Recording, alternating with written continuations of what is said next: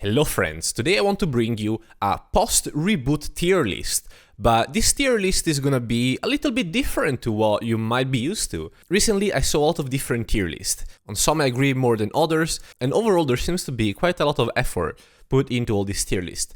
But one thing I always disagree with is how they are usually presented. So a list from the strongest to the weakest, where in this game, I don't personally feel that's how it works. There's so many different variables, the type of PvP, the skill of the player, the gear of the player. There's honestly so many different things that go into the strength of a class that made me want to make my own tier list that is slightly different, as I said. So what people usually want when they see a tier list is to know what is strong and what to play. Usually, or otherwise, people use them to fuel their own anger towards a specific class or a specific person. Today, I ask you to hold that rage inside you, and I'm gonna split classes into 4 different categories. Broken. When it comes to a broken class, I consider it a class that completely shits on everything else in almost every aspect of the game. Think about Awakening Nova, I did speak, think about Awakening Sage, think about Succession Wizard. Those 3, in my eyes, probably the 3 most broken classes at their respective peaks that completely ruin the game. Strong. Well, a strong class is a class that is, well, you guessed it right, it's strong.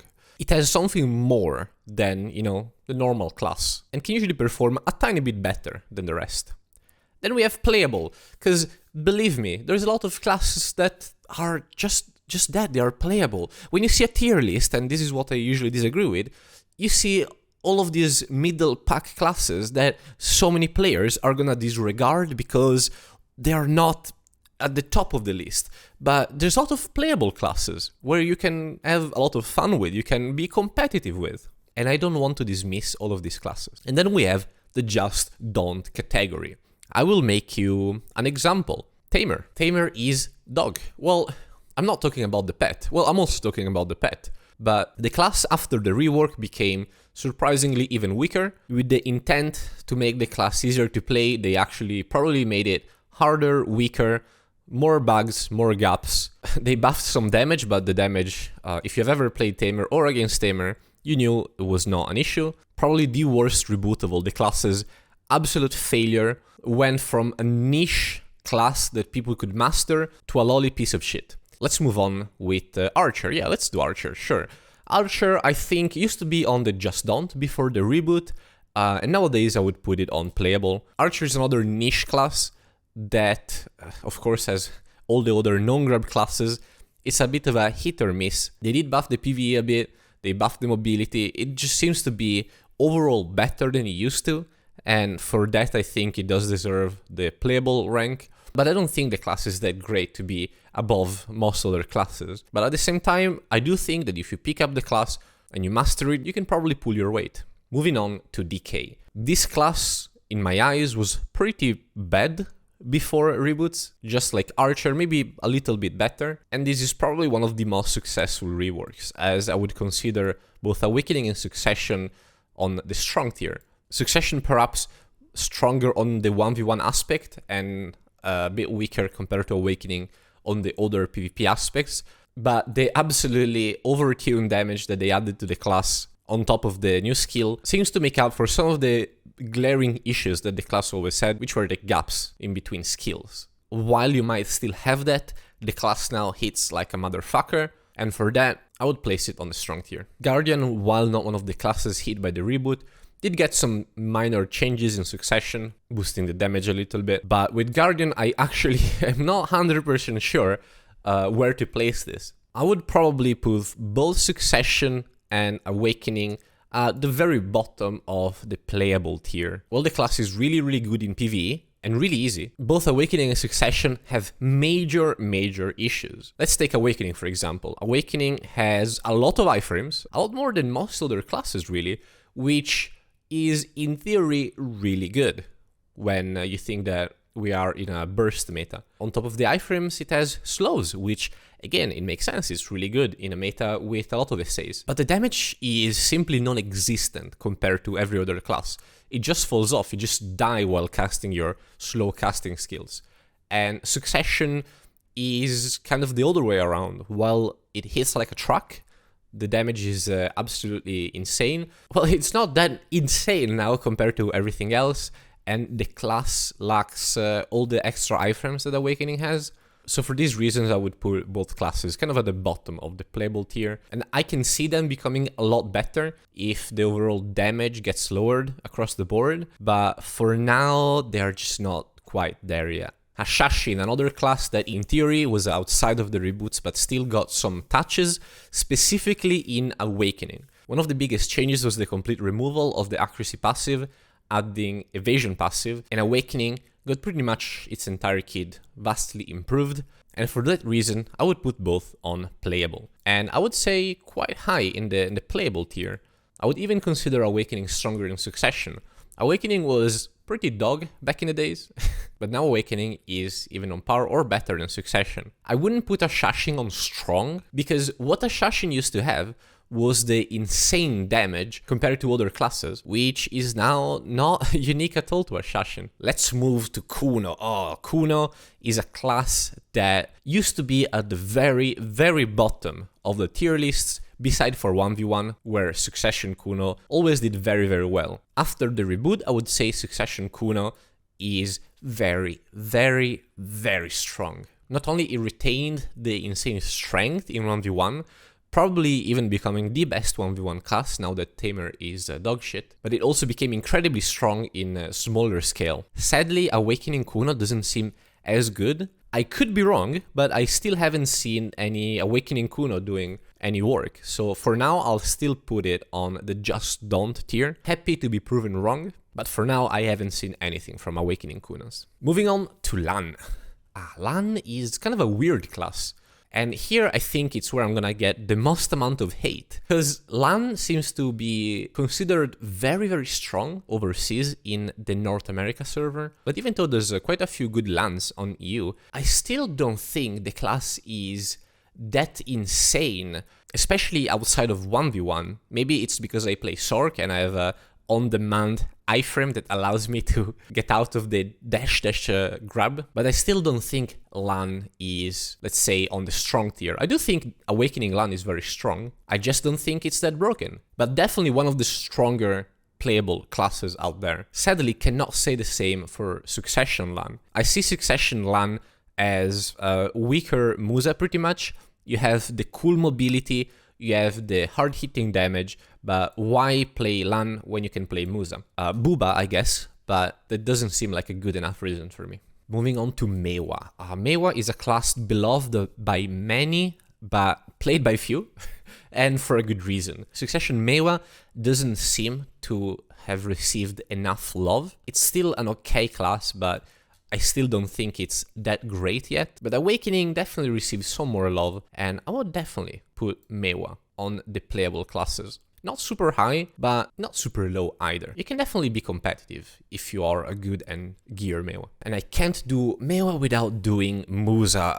Musa, I think if you've played the game since Reboot, you probably know where this is going. Actually, you probably don't know where this is going, because you think I'm gonna put it here, don't you? Yeah, I'm not putting it on broken, I'm putting it on strong. Why am I putting it on strong and not on broken, you may ask? Am I losing my mind? Well, there's two reasons that I'm putting it, well, probably at the top of strong and not on broken. Reason number one, while the class has a ridiculous amount of damage right now and is incredibly easy to play, it still suffers from the insane damage that there is in the game, as much as anyone else. And I don't think the class is as oppressive as Awakening Nova at its peak. Reason number two is that there is no way that the damage of this class isn't gonna get nerfed, right?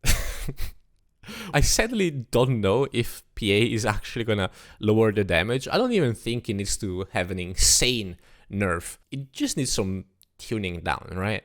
I would be so disappointed if PA doesn't actually do some retouching on the damage of Musa very soon. And by the time you're watching this tier list, hopefully, probably, Musa doesn't nuke you with one skill from 100 to 0. Again, I really do think this is probably one of the strongest classes right now, but I still don't think it is as oppressive as I said, Awakening Sage at its peak, or Succession Wizard. Incredibly strong, probably one of the strongest, but not quite as cancerous as its predecessors. On the other hand, Succession Musa seems to just not have a reason to exist when you can play easier, stronger, faster, better version, such as Awakening.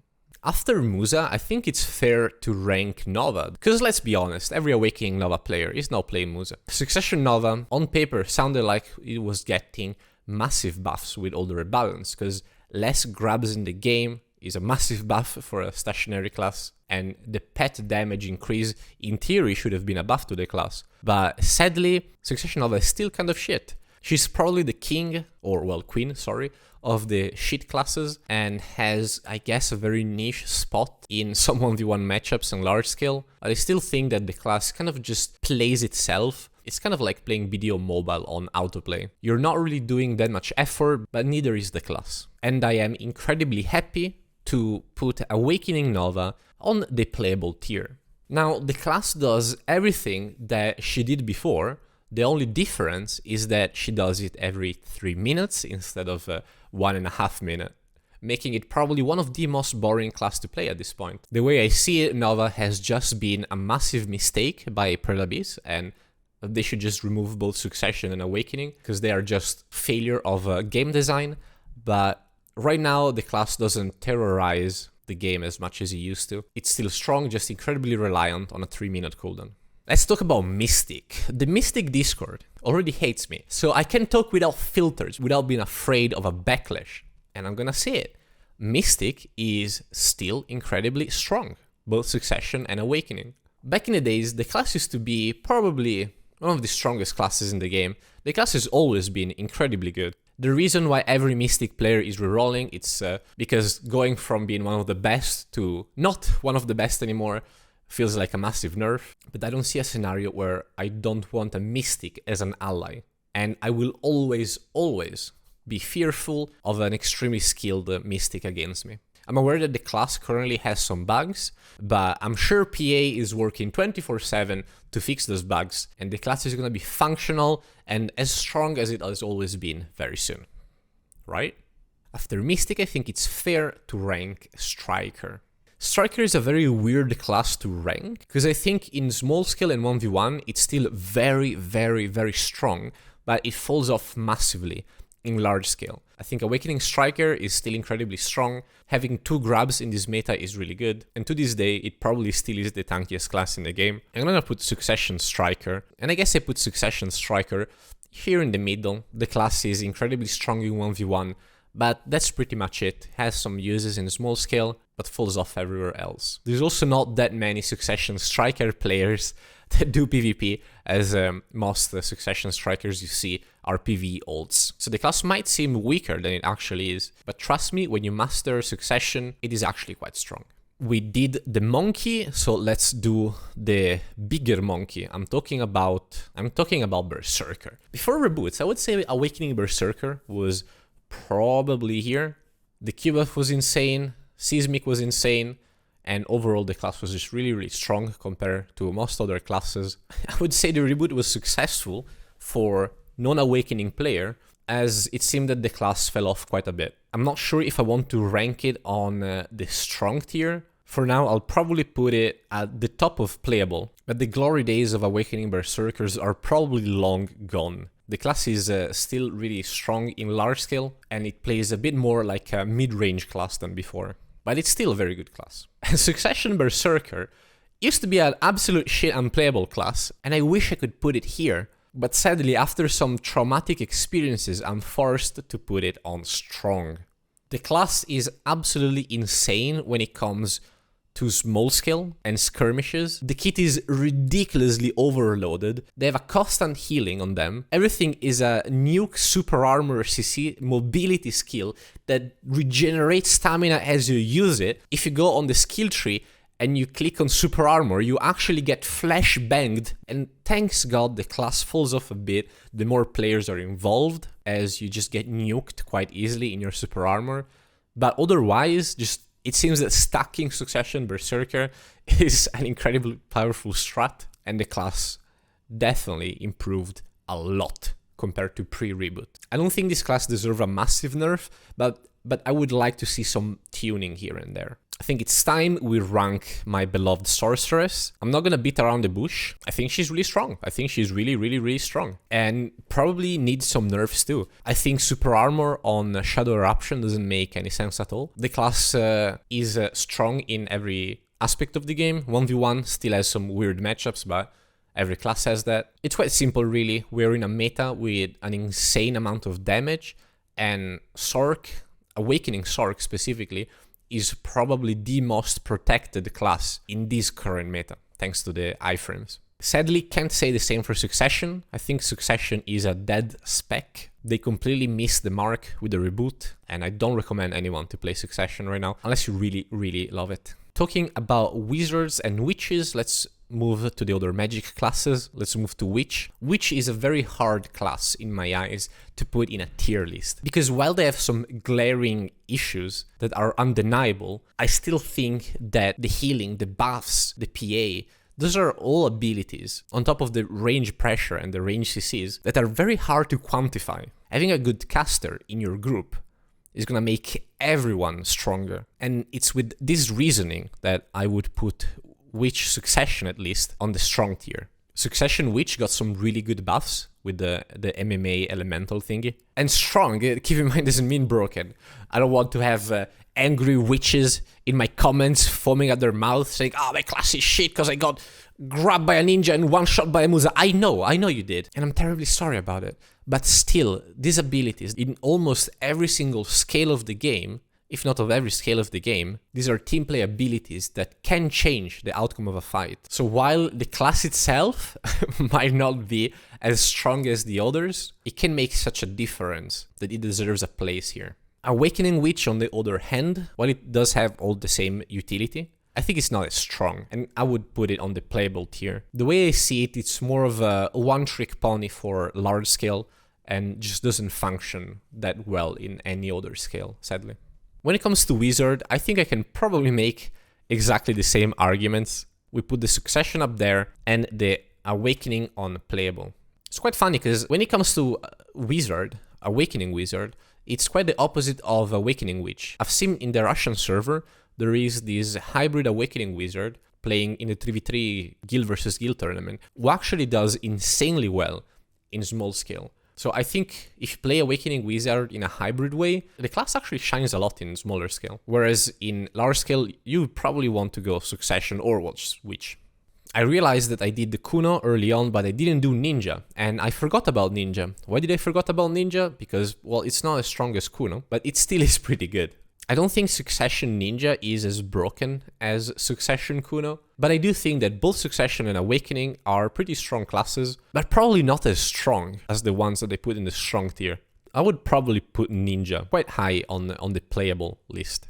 And of course here you see the issues with this type of tier list that is a bit more black and white, there's a bit less of nuance. But I think with this order you still kind of get the idea of what's strong and what isn't. Moving on to Ranger. Ranger is a very weird class. I think PA just hates Rangers, and the class just has incredibly niche uses for both Awakening and Succession. Awakening is a pretty good duelist, and Succession is a pretty good large-scale range DPS class.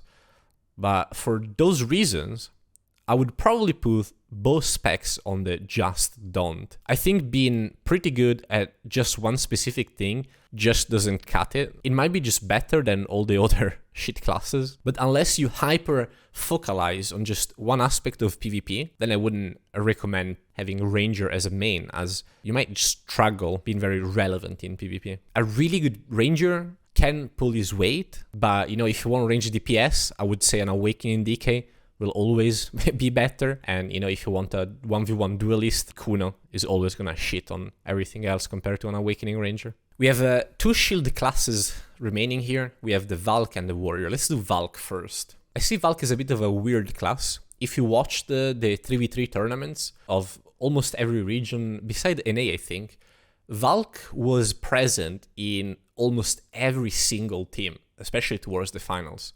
And there is a very good reason for it. The class is one of the best team play classes, as you have a lot of CCs, you have a lot of utility, you are fairly tanky, and you do a lot of damage. It's really hard to not rank Valk pretty high in the PvP tier list. Both Succession and Awakening have their place, regardless of the scale that you play at. And in this current meta, I kind of see them as a better Witchard. They don't flop as easily, they have a grab, and arguably they even have more damage now. The Awakening heal also giving Essay is quite powerful, can't really argue against that.